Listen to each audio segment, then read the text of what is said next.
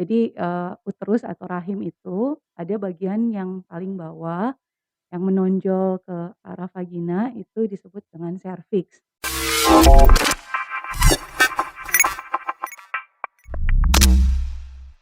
Rumah Sakit Umum Pusat Profesor Dr. Rumbayan Kando.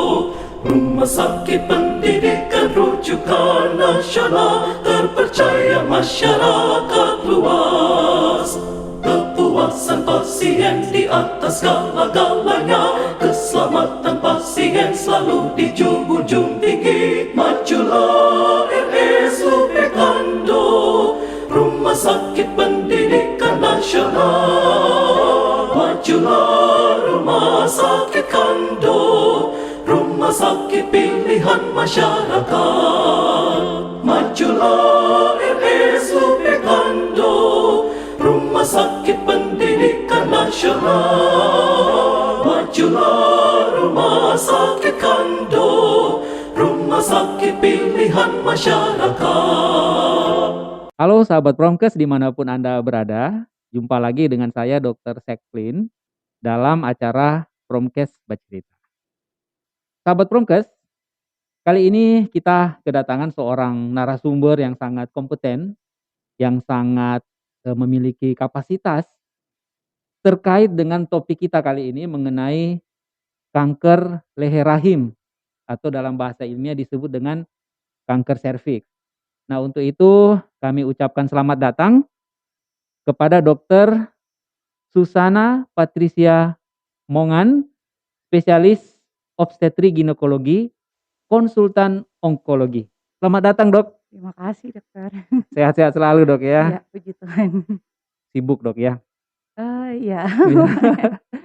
Ya, kita bersyukur ya karena Dokter Susan biasa kita panggil sehari-hari dengan Dokter Susan di lingkungan RSUP Profesor Dr. RD Kando Manado. Kami sangat senang dokter bisa berkenan hadir untuk membagi ilmu, membagi pengalaman dalam berhadapan dengan pasien-pasien dengan kanker leher rahim. Nah, sahabat Promkes dimanapun berada, Dr. Susana Patricia Mongan, spesialis obstetri ginekologi, konsultan onkologi, sehari-harinya adalah seorang staf akademik atau dosen di bagian obstetri ginekologi Fakultas Kedokteran Unstrat dan juga sebagai spesialis atau seorang ahli kebidanan dan kandungan di RSUP Profesor Dr. RD Kando Manado, dan beliau merupakan salah seorang staf yang ada di divisi onkologi di bagian dan KSM obstetri ginekologi Fakultas Kedokteran Unstrat RSUP Profesor Dr. RD Kando Manado. Ya, mungkin demikian perkenalan ya Dr. Iya, Susana cukup ya. lengkap, Dok. Terima Cukup kasih. lengkap. Dan kita tanpa akan membuang-buang waktu lebih lama lagi, kita langsung saja sahabat Promkes dengan diskusi santai kita mengenai kanker leher rahim ini. Dan yang akan menjadi pertanyaan pertama biasanya adalah mengenai definisi, Dok. Apa sih yang dimaksud dengan kanker leher rahim ini, Dok? Ya, silakan dokter. Ya. Terima kasih Dokter Seklin atas kesempatannya. Jadi kanker serviks itu kanker yang timbul di mulut rahim. Jadi, uterus atau rahim itu ada bagian yang paling bawah yang menonjol ke arah vagina itu disebut dengan serviks. Nah, benjolan yang timbul di situ yaitu tumor ketika diperiksa dan dikonfirmasi oleh patologi anatomi pada saat biopsi ditemukan ada sel ganas, maka itu dikatakan dengan kanker serviks, seperti itu, Dok. Berarti memang kita harus menemukan sel-sel yang ganas ini, Dok Iya, ya, yang benar, ada Dok. di mulut rahim ini, Dok ya. Iya. Nah, Dok, biasanya apa sih penyebab dari kanker leher rahim ini, Dok? Oke. Ya. Jadi paling banyak sekitar 99,7% itu penyebab kanker serviks adalah virus HPV atau Human Papilloma Virus. Nah, di antara sekian banyak HPV yang high risk, itu ada 70% yang disebabkan oleh HPV tipe 16 dan 18, Dok. Jadi, kebanyakan mayoritas disebabkan memang virus HPV yang high risk, risiko tinggi. Berarti ada seperti Covid, Dok, ya, ada virusnya ya, Dok, ya, Iya. sebagai agen penyebab. Nah, Dok, kira-kira, Dok, kalau misalnya ada pertanyaan, bagaimana sih sampai si virus ini kemudian berada di area, mulut rahim tersebut, Dok? Oh, iya. Biasanya seperti apa, Dok? Jadi, virus HPV itu bisa transmisi atau bisa, menginfeksi serviks bisa dengan dari hubungan kelamin, kelamin dengan kelamin atau bisa juga skin to skin contact, Dok, seperti itu. Nah, awalnya ketika terinfeksi HPV belum ada gejala yang ditemukan, Dok, Mmm, seperti itu. Dan, biasanya juga serviks pada penampakan akan kelihatan bagus, licin. Dengan daya tahan tubuh yang bagus, dengan imunitas yang baik, sebetulnya virus itu bisa regresi sendiri, jadi bisa mmm, sembuh. Tetapi ketika virus itu persisten atau berada dalam jangka waktu yang lama di serviks tersebut, dia bisa menyebabkan lesi prakanker dulu, mmm, kemudian kanker serviks. iya, Makanya sebetulnya kanker serviks itu bisa dicegah sebetulnya, Dok, iya, karena perkembangan antara infeksi virus itu untuk masuk ke serviks sampai menjadi kanker serviks ada tahapan lesi prakanker, prakanker ya, Dok? yang Mhm, itu bisa dari paling cepat 3 tahun sampai paling lama bisa sampai 20 tahun, Dok, baru bisa. prakankernya, Dok, ya? Iya, Iya, berarti itu sebetulnya jendela kita ada kesempatan untuk, mencegah. melakukan pencegahan, Dok, Iya, ya? benar. Nah, Dok, ini jadi menarik, Dok. Berarti dalam periode yang katakanlah rentang waktu yang ya relatif cukup lama, Dok, ya. Berarti mungkin adakah, semacam screening atau pemeriksaan apa yang perlu diketahui oleh, terutama ibu-ibu ya atau, kaum perempuan di mana saja berada, Dok, untuk bisa mendeteksi kanker ini di, periode atau jendela waktu tersebut, Dok? Oke. Jadi sebetulnya pencegahan kanker serviks ada yang primer dan sekunder, Dok. Jadi untuk yang primer mencegah terjadinya infeksi HPV dulu, Iya, yang bisa dengan vaksinasi, yang vaksin, sekarang kan yang beredar untuk yang tipe yang di Indonesia untuk yang HPV tipe 16 dan 18. 16 dan Di 18. luar negeri sudah ada yang, 9 tipe HPV yang dilindungi. Nah, itu melindungi 70% HPV yang Oke. menyebabkan kanker serviks. Selain pencegahan primer, ada pencegahan sekunder, yaitu kita mendeteksi adanya lesi prakanker serviks. Mmm, Itu bisa dari mulai metode sederhana yang bisa dilakukan di puskesmas atau di, daerah-daerah pedalaman yang belum ada fasilitas laboratorium seperti itu, yaitu dengan metode IVA, inspeksi visual dengan asam asetat. Jadi dokter akan mengoleskan asam cuka yang sudah diencerkan ke mulut rahim, ke serviks, ditunggu 1 menit kemudian dilihat ada lesi yang berwarna putih, acetowhite lesion atau tidak. Bila ada lesi acetowhite, lesi berwarna putih itu bisa dikatakan sudah ada lesi prakanker, bisa langsung juga diterapi mmm, dengan krioterapi, langsung dibekukan atau bila misalnya tidak dapat dilakukan krioterapi bisa dilakukan eksisi, dipotong.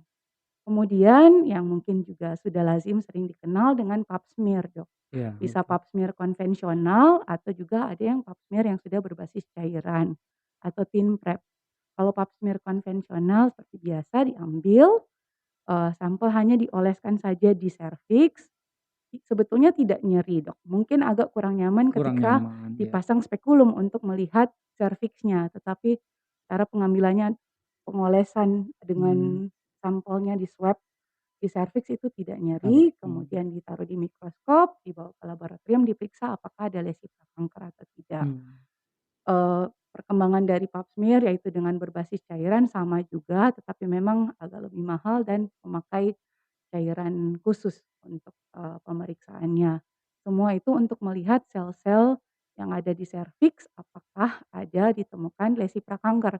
iya, Karena yang seperti saya katakan tadi, infeksi HPV itu tidak ada gejala, apalagi lesi prakanker juga itu belum bergejala. belum bergejala, iya, Biasanya mhm, yang sudah bergejala itu yang sudah, ada kanker serviksnya. iya, Dan Dok sangat disayangkan, pasien yang datang ke rumah sakit itu biasanya datang sudah pada tahapan stadium lanjut, Dok. iya, Jadi iya, sudah biasanya datang sudah stadium 2B ke atas, iya, yang sudah tidak bisa kami operasi iya, seperti itu. iya, Ada juga metode lain untuk deteksi dini, memang harganya bisa lebih mahal yaitu dengan kita, memeriksa HPV DNA. Jadi sama mmm, diambil swab-nya, sampelnya di serviks, kemudian diperiksa apakah ada infeksi virus HPV atau tidak, Waduh, seperti itu, Dok. sangat-sangat komprehensif ya. Dok, berarti sebetulnya spektrumnya cukup luas ya, mulai dari yang paling sederhana ya, kemudian sampai ke yang mahal mungkin seperti Iya, HPV, DNA mungkin ya, Dok? iya, Berarti Dok, ini kan berarti ada sebetulnya metode screening yang mungkin bisa dilakukan di layanan primer, Dok, ya? iya, Nah, ini mungkin yang perlu diketahui oleh, sahabat Promkes dimanapun berada, bahwa sebetulnya ada metode-metode yang bisa dilakukan di layanan primer, misalnya di puskesmas, Dok, ya, atau di klinik-klinik pribadi mungkin bisa dilakukan ya. Ini penting supaya nanti kita bisa mengetahui sedini mungkin ya, seperti iya, dokter katakan tadi ya. Nah, Dok, ini begini, tadi dokter sudah mengatakan mengenai gejala, di mana sebagian besar datang sudah bergejala, sudah pada stadium yang, sudah lanjut ya sebagian besar. Nah, Dok, kira-kira kalau kita ngomong gejala, nah gejala yang dominan atau paling sering dikeluhkan oleh para penderita kanker leher rahim ini apa saja sih, Dok? Ya, oke. silakan, Dok. Jadi, umumnya itu datang dengan perdarahan di luar siklus haid, atau Mhm. misalnya kontak bleeding saat berhubungan seks itu, berdarah. Selain itu bisa juga keputihan yang berbau busuk, seperti itu, Dok. Riwayat keputihan berbau busuk, kalau sudah pada tahapan lebih lanjut bisa ada nyeri panggul, bahkan, nyeri saat buang air kecil atau ada darah pada saat buang air kecil atau buang air besar, dan bisa juga ada pasien yang datang dengan gangguan ginjal. Pasiennya sudah tidak bisa tidak ada urin lagi yang keluar, kemudian sudah ada pembengkakan ginjal karena sudah terobstruksi atau terhalangi oleh Mhm. kankernya, kanker Iya, serviksnya, seperti itu. iya. Itu biasa sudah lebih lanjut. Iya. Ya, ini yang harus diketahui oleh sahabat Promkes ya. Jadi salah satunya itu perdarahan di luar, haid ya. Kemudian kalau ada kontak bleeding artinya pada saat melakukan, hubungan seksual yang harusnya kan tidak ada bleeding ya, Dok, ya. Pada pada, lesi-lesi seperti ini bisa saja muncul perdarahan. Ya, itu yang, sahabat Promkes harus bisa mengetahui gejala-gejala, kanker leher rahim ini. Nah, Dok, selanjutnya tadi kita sudah bicara mengenai upaya-upaya pencegahan, kemudian gejala.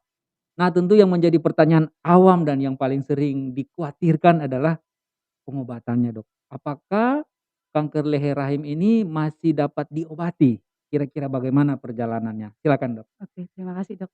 Jadi, bila ditemukan di stadium awal, stadium 1A, 1B, 2A itu masih kita bisa upayakan dengan, operasi.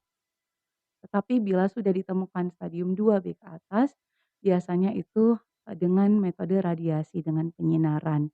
Atau bila pasien walaupun masih di stadium 1A, 1B masih bisa dioperasi, tetapi kondisi pasien misalnya dengan usia tua, tidak memungkinkan karena mungkin ada penyakit-penyakit kronis lainnya, misalnya sakit jantung atau apa yang berat, pasien bisa juga dilakukan radiasi.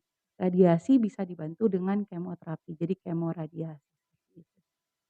Berarti sebetulnya ada modalitas-modalitas, terapi ya, Iya, pengobatan-pengobatan yang bisa dijadikan pilihan ya, iya, tergantung pada tadi ya, stadium-stadium dari penyakit.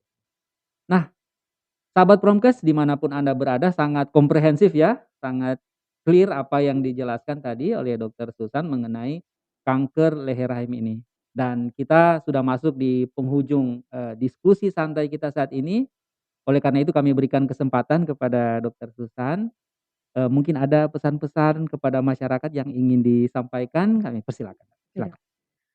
Jadi kanker serviks masih merupakan beban di dunia, apalagi di Indonesia. Di Indonesia kanker serviks masih menduduki peringkat kedua setelah kanker payudara. Dan sebetulnya kanker serviks itu dapat dicegah. Pencegahannya pertama bisa dengan vaksinasi HPV, itu bisa diberikan dari usia muda, dari anak-anak dari 9 sampai 13 tahun hanya mendapatkan 2 dosis, kemudian juga bisa pada wanita dewasa. Dan pencegahan sekunder yaitu untuk mendeteksi dini lesi prakanker serviks. Bisa dengan metode sederhana seperti IVA dan juga pap smear, bisa juga dengan HPV DNA.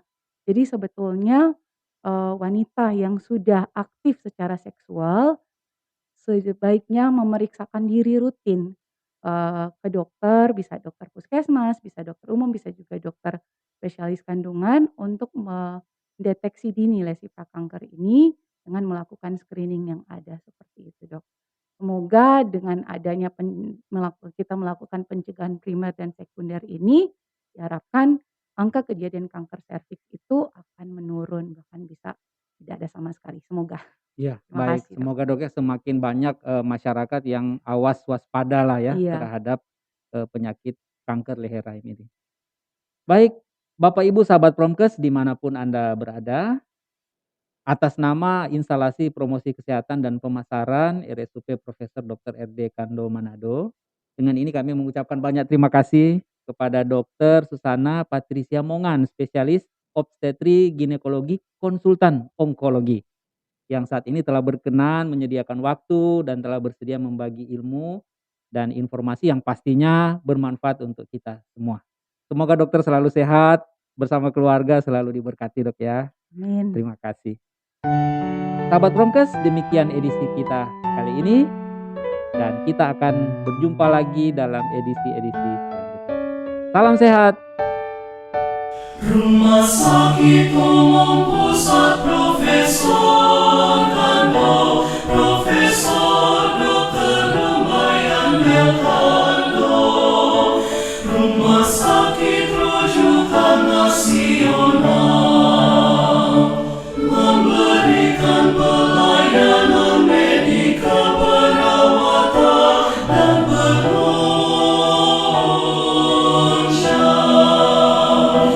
meningkatkan pendidikan pelatihan dan penelitian, meningkatkan akuntabilitas pengelolaan keuangan,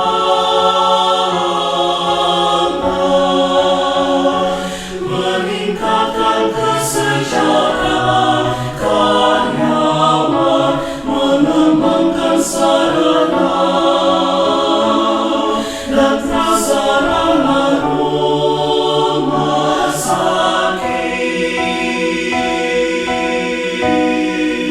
Jayalah Rumah Sakit Kando, harumkan nama Ibu Pertiwi, menjadi berkat bagi sesama untuk Indonesia sehat.